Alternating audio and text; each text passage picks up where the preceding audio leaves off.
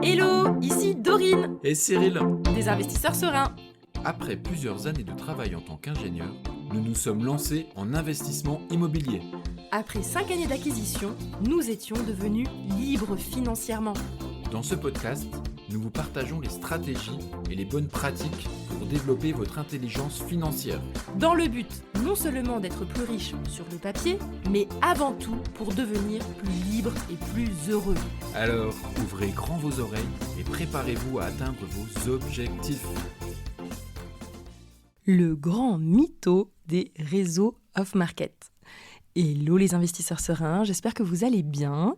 Alors aujourd'hui c'est un épisode un petit peu piquant, vous allez voir, parce que je vais un petit peu, défoncer le concept de biens off-market, de réseau off-market, parce que moi honnêtement je n'y crois pas du tout et je vais tout vous expliquer dans cet épisode pourquoi. Je vais vous faire une démonstration de A par B et vous allez avoir la conclusion que en effet c'est un peu bidon cette histoire et je vais vous expliquer pourquoi. Pour la petite anecdote d'ailleurs, je vais vous expliquer que j'ai réussi à obtenir un bien off-market, je vais vous expliquer comment je l'ai fait et pourquoi ces réseaux sont absolument bidons, parce que ça va être la démonstration la plus totale. Alors, déjà pour introduire la chose, moi j'ai déjà remarqué que c'est la mode, depuis quelques années déjà, de dire que les bonnes affaires sont forcément en off-market. Vous l'avez déjà probablement entendu, peut-être parmi des vendeurs de formation, qui vous disent « Oui, si jamais une bonne affaire elle est déjà sur le bon coin, c'est que c'est pas une bonne affaire. Donc en fait, t'es le dernier des nigauds à regarder sur le bon coin parce qu'en fait, il faut faire autrement, faut pas faire comme ça, c'est pas une bonne idée. T'es un peu un loser à regarder des annonces.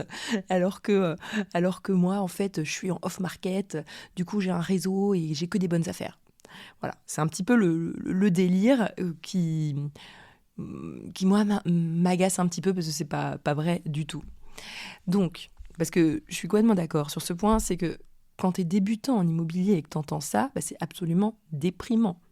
Tu te dis que c'est forcément super difficile de trouver une bonne affaire parce que justement, toi, tu étais en train de scroller sur le bon coin et tu trouvais pas de bonne affaire et tu dis « Ah, mais c'est pour ça, c'est parce que j'ai pas de réseau off-market. Donc en fait, il faut que je paye pour avoir accès à un réseau off-market et ça va résoudre tous mes problèmes. » Et c'est ça que justement. Donc, on va reprendre point par point, je vais vous expliquer la structure de l'épisode. Premièrement, on va revoir la définition de qu'est-ce que c'est qu'un bien off-market.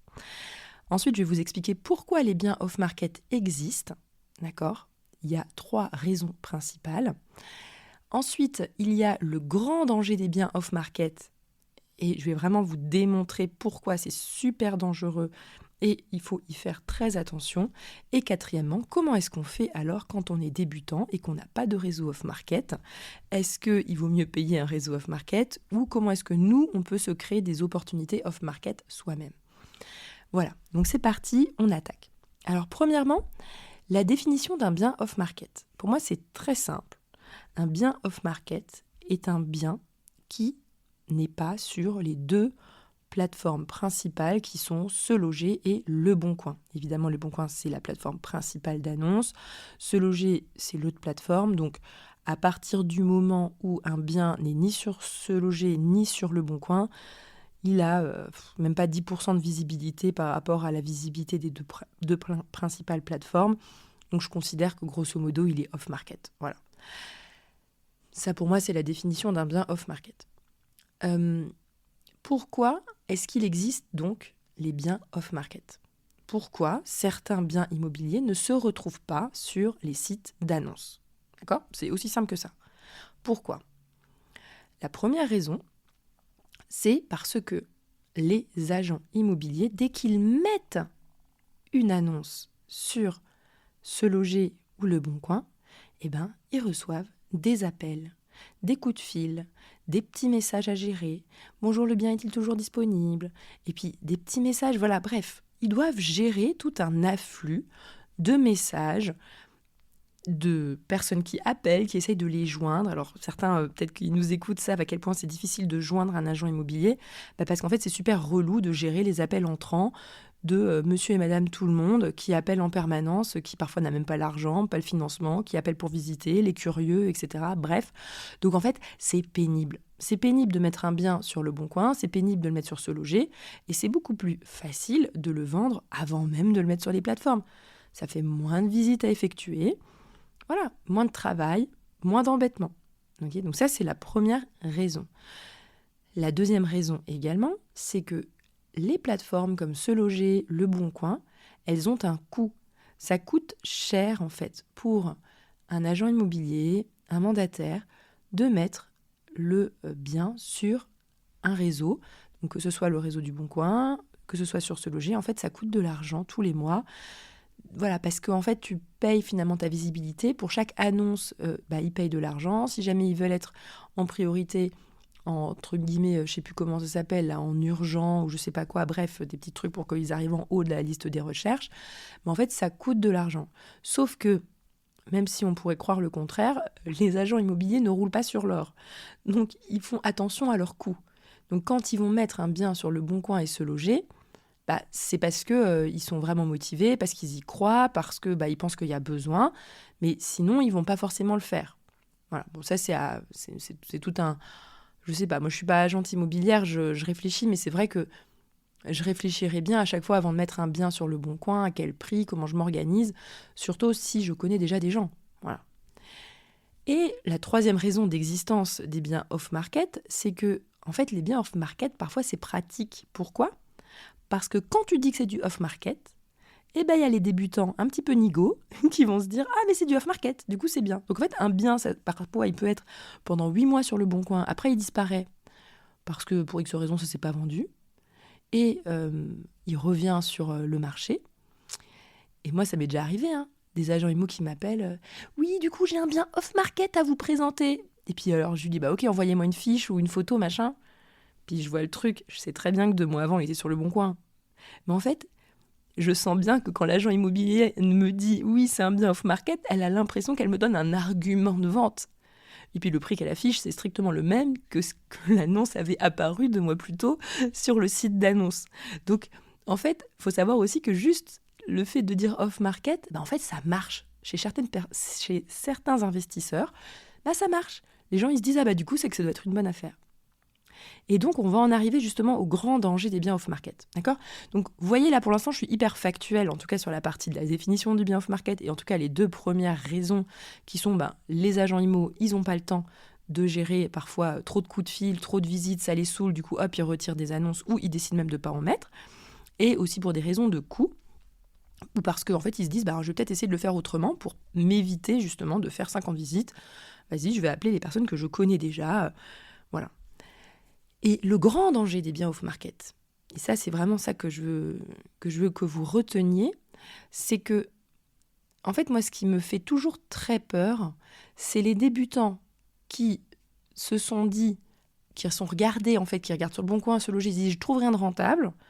Du coup, je vais faire appel à un chasseur ou je vais faire appel à une formation qui donne accès à un réseau off-market. Comme ça, en fait, c'est bon, je vais avoir ma bonne affaire qui va me tomber du tout cru. Du coup, quelqu'un va te présenter sa bonne affaire, donc que ce soit un chasseur ou le réseau, voilà, le fameux réseau pour lequel tu as payé, qui va te présenter la bonne affaire. Et puis, ils vont te dire, voilà, ça, c'est une bonne affaire. Mais toi, en fait, tu vas faire confiance. Tu vas dire, ils doivent savoir. Et puis, ils m'ont mis des simulations, ils ont estimé les travaux. Du coup, ils ont fait le truc pour moi. Donc, ils doivent savoir. C'est cool. En plus, c'est du off-market. Je vais pouvoir dire à tout le monde que j'ai acheté un bien off-market. Trop bien et tout. Et en fait, ça se trouve, ils sont en train de te vendre un truc pourri. Mais toi, tu n'as rien capté parce que tu es arrivé comme un pigeon. Et du coup, t'as gobé que c'était une bonne affaire, alors qu'en fait, pas du tout. Et comme t'as pas fait la dizaine de visites pour te former sur le terrain, pour évaluer les travaux, comme t'as pas fait le temps de faire les études de marché, parce que tu t'es découragé trop vite dans la recherche sur Le Bon Coin, et en fait, tu te fais avoir. Donc, il faut faire super attention, en fait. Attention, je ne dis pas que parce que c'est un bien off-market, c'est une mauvaise affaire. D'accord ? C'est pas bien off-market, conséquence, mauvaise affaire. J'ai pas dit du tout cela. Je dis juste que bien off-market n'implique pas forcément bonne affaire. Ça peut être une affaire absolument pourrie. D'accord ? Mais juste parce que tu es passé par un chasseur IMO, un réseau off-market, tu t'es dit, voilà, c'est une bonne affaire parce que ça vient de là. Mais en fait, non. Pour moi, un bien off-market, tu le traites comme un autre bien, en fait. Ça n'a aucune différence. C'est pas parce que c'est off-market que c'est une meilleure affaire. Ok ? Voilà. La petite exception quand même, j'ai envie de la dire, mais je considère que justement, en fait, un débutant ne va pas sentir cette différence. Alors que si vous avez tout de même pratiqué les visites via Le Bon Coin, Se Loger, etc., que vous avez fait pas mal de visites, fait des estimations de travaux, etc., que vous vous êtes formé à la chose et que vous êtes vraiment devenu bon pour estimer tout ça parce que vous avez pris de l'expérience, bah là, parfois, ça peut arriver que vous le savez que c'est une bonne affaire et que vous avez cette chance du privilège du premier. Mais, et c'est bien un mais, c'est que ce qu'il faut bien comprendre, c'est que si vous l'avez présenté en premier, il y a une raison, d'accord ? Et je vais vous expliquer un petit peu le raisonnement derrière. En fait, ce qui se passe, c'est que, mettez-vous à la place de l'agent immobilier. Moi, je me mets à la place d'un agent immobilier. Il y a quelqu'un que je connais, ou peut-être même limite je suis gestionnaire, d'accord ? Je suis gestionnaire d'un immeuble, je gère un immeuble, le vendeur m'appelle, il me dit, il en a marre, il veut vendre le bien. Et ok, je dis ok, bah, je m'en occupe, je lance la vente. Mais écoutez, monsieur, pour l'instant, je vais pas le mettre sur les réseaux, je vais pas le mettre sur Le Bon Coin, Se Loger, etc. Je vais le garder parce que moi, j'ai un carnet d'adresses d'investisseurs que je vais contacter directement, ce sera beaucoup plus simple. Donc, je vais m'en occuper, comme ça. Mais en fait, pourquoi je fais ça ? Parce que je lui dis, écoute, je vais pas tout de suite mettre sur le Bon Coin ou Se Loger. Bah, pourquoi ? Parce qu'en fait, ça me saoule. Ça me saoule. Dès que je vais le mettre sur le Bon Coin ou Se Loger, je vais recevoir des appels, je vais devoir faire des visites. Ça me saoule. J'ai pas envie et je me dis, bon, il y a largement moyen que je trouve quelqu'un plus facilement en me faisant moins de travail. Ok ? Donc, je vais regarder mon petit carnet d'adresses d'investisseurs. Il y en a peut-être quelques-uns qui m'ont déjà acheté quelques immeubles et tout. Je vais les appeler. Ok ? Et tu vois, la question, toujours posez-vous la question, pourquoi est-ce qu'on vous appelle vous ? Pourquoi moi, en tant qu'agent immobilier, je vais me dire, tiens, je vais appeler un tel. Ah ouais, Jean-Jacques, il était sympa, c'est lui que je vais appeler en premier. Mais pourquoi je l'appelle ? Premièrement, je l'appelle parce que soit je suis absolument convaincue que d'un point de vue financement bancaire, ça va être facile. Deuxièmement, je suis aussi convaincue que Jean-Jacques, il va me l'acheter à un bon prix, il va pas me faire une offre à ras et pas crête. Donc je me dis, vas-y, j'appelle Jean-Jacques. Jean-Jacques, c'est un bon gars, il a de l'argent, et en plus il va me faire une bonne offre, j'y crois, parce qu'il m'a déjà acheté un bien trop cher, donc pourquoi pas, peut-être que là il va me faire un bon prix direct, et puis il va pas faire la fine bouche, il va pas trop me négocier, ça va pas être trop difficile, donc j'appelle Jean-Jacques, c'est tout, d'accord ? Et donc c'est comme ça que ça marche en fait. Et donc posez-vous la question, si on vous appelle, d'accord, pour un bien off-market, ça veut forcément dire que on se dit que vous êtes un bon acheteur qui a des reins solides financièrement et qui va potentiellement l'acheter à un prix correct et qui va être intéressé par la chose. Donc tu l'appelles, tu le contactes et puis tu vois avec ça. Tu lui fais une visite et en fait, pourquoi je vais m'embêter à aller le mettre sur les réseaux, enfin quand je dis les réseaux, j'entends Le Bon Coin, Se Loger, etc. Pourquoi je vais m'embêter à mettre l'annonce alors que j'ai déjà des visites grâce à mon carnet d'adresses que j'ai contacté et en plus de ça je sais que c'est des gens solvables. C'est exactement comme ça que ça fonctionne. Ok ? Donc c'est juste que faut que vous compreniez et le problème c'est que il faut avoir conscience pourquoi on vous contacte. Est-ce que on vous contacte parce que vous avez l'air d'un pigeon qui a de l'argent ? Et donc, en fait, si on vous dit, c'est du off-market, du coup, le pigeon, vous lui dites, c'est une opportunité en or, machin, faut pas la louper, nanana. Et puis, le gars, il y va. En fait, voilà. Voilà, en fait. C'est juste que il faut faire attention. Et imaginons, vous contactez un chasseur IMO. D'accord ? Le chasseur IMO, vous lui dites, voilà, je cherche un bien off-market. Et le bien off-market, parce que voilà, je cherche un bien rentable, etc. Trouve-moi-en un. Et le chasseur, en général, il va te demander les conditions, ton financement bancaire, ton budget. Il va vouloir se rassurer parce qu'il n'a pas envie de travailler pour rien, ou en tout cas de proposer quelque chose et qu'après ça fasse flop parce qu'il sait qu'il peut perdre sa crédibilité. Donc il va essayer de s'assurer de tout ça et ensuite il va te présenter un bien. C'est comme ça que ça fonctionne, mais il va t'avoir en tête parce qu'il se dit, lui en plus, peut-être qu'il va être facile, il va dire oui, ça va être simple en fait. Je veux juste vous dire que ayez du recul de pourquoi les gens vous contactent. Et moi, c'est toujours ce que je dis, c'est que moi, je ne vends pas mes amis, en fait. Moi, je ne vends pas mes amis. Alors, vous allez dire, mais de quoi tu parles, Dorine ? En fait, moi, mes amis ne sont pas à vendre. Donc, mon réseau, tout simplement, mon vrai réseau de personnes que j'aime n'est pas à vendre. Donc, c'est-à-dire que je ne vais pas te recommander quelqu'un de mes amis juste parce que tu me le demandes. Et donc, si jamais toi, tu te mets en relation avec quelqu'un et qui te dit « Moi, je vais te mettre en contact avec les meilleures affaires », mais si tu n'es pas vraiment son ami, en fait, méfie-toi de ce qu'il va te présenter. Vous voyez ce que je veux dire ou pas ? Essayez de faire attention à ça. Bon, je me perds un petit peu, je suis d'accord que c'est pas hyper structuré, mais j'ai juste envie que vous preniez un petit peu de recul par rapport à ça, que vous preniez vraiment conscience que les agents IMO, ils bossent, ils travaillent, ils essayent de pas faire 50 visites pour avoir une offre, ils essayent de, là, comme tout le monde, d'optimiser leur temps de travail. Donc, ils appellent les gens qui se disent qu'ils sont bons. Et moi, le grand danger que je veux que vous reteniez, c'est que c'est pas parce que c'est un bien off-market que c'est forcément une bonne affaire. C'est pas parce que quelqu'un t'a dit qu'il t'a recommandé machin, à son contact et tout. Méfiez-vous, personne ne vend ses amis, d'accord ? On vend pas ses amis. Donc en fait, méfiez-vous quand un tel vous dit « Ah bah oui, je te recommande un tel, ça c'est une bonne affaire, ah oui, c'est lui qui me l'a confié et tout. » C'est pas parce que ça vient de quelqu'un qui vous a dit que ça vient de son réseau, machin, que ça veut dire que la parole des gens-là est forcément la bonne. Donc voilà, c'est un peu ça que j'ai envie que vous appreniez. Et donc comment est-ce qu'on fait, nous, en tant que... Enfin, je me mets à la place de quelqu'un qui est à la recherche de bonnes affaires et qui se met à chercher une bonne affaire. Et d'ailleurs, je peux vous donner la petite anecdote, parce que maintenant, avec Cyril, on a quand même acheté 4 immeubles dans le même secteur. D'accord ? Donc on est sur le secteur de la Moselle. Voilà, grosso modo sur l'axe Metz-Thionville-Luxembourg, quoi. Nous, on aime bien cet axe-là pour investir, parce qu'on connaît bien les quartiers, on connaît bien les secteurs, donc on est à l'aise sur ce secteur-là. Et en fait, ce qu'il faut juste se rendre compte, c'est que en fait, des agents IMO qui bossent sur le secteur, mais il y en a une tonne. Il y en a une tonne. Et nous, les agents IMO qui nous ont vendu des biens, ils se comptent même pas sur les 3-4 doigts de la main. Donc, on a beau avoir quelques contacts, avoir déjà fait quelques invests, je ne pourrais pas du tout dire que j'ai un gros réseau sur Metz-Thionville et les alentours, en tout cas du secteur dans lequel on investit. Pas du tout.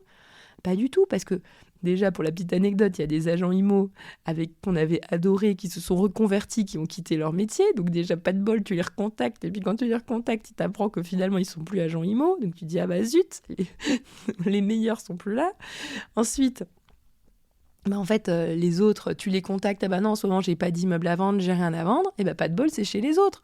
C'est chez d'autres agents. Et en fait, du coup, tu dois te reconstituer un réseau. Donc déjà, première désillusion, c'est pas parce que vous êtes débutant que vous allez avoir du mal à trouver un réseau, pas du tout. D'accord ? Nous, même si on a déjà fait plusieurs investissements, moi j'ai l'impression que de reconstruire mon réseau à chaque fois que je rentre dans phase active de recherche. C'est-à-dire que quand je suis en phase passive, moi je perds un petit peu le contact. Alors c'est peut-être à mon tort, je pense que les très bons, eux, ils vont de temps en temps déjeuner avec des agents qu'ils ont rencontrés, ils ont réussi à créer du lien, etc. Moi c'est pas mon cas, j'ai pas réussi à créer un lien aussi dingue que ça, que je vais de temps en temps au déjeuner avec des agents IMO. Donc non, malheureusement, même si je me dis qu'il faudrait que je le fasse à un moment donné. Et en fait, je me recrée à chaque fois mon réseau pendant ma phase active de recherche. Donc moi, ce que j'ai envie que vous compreniez, c'est ne soyez pas intimidés, d'accord, parce que vous êtes débutant. En réalité, vous pouvez vous-même vous créer votre petit réseau. Et en réalité, il n'y a pas besoin d'avoir un gros réseau. Pour la petite anecdote, justement, on est en train de travailler sur l'immeuble 6. Bon, bref, pour la petite histoire, l'immeuble 5, on va signer un compromis... d'ici le 30 avril, je crois, donc c'est dans combien de temps ? C'est dans 25 jours. On signe le compromis du 5e immeuble, donc ça c'est cool. Il faudra que je vous raconte l'anecdote parce que c'est un peu un cas bizarre.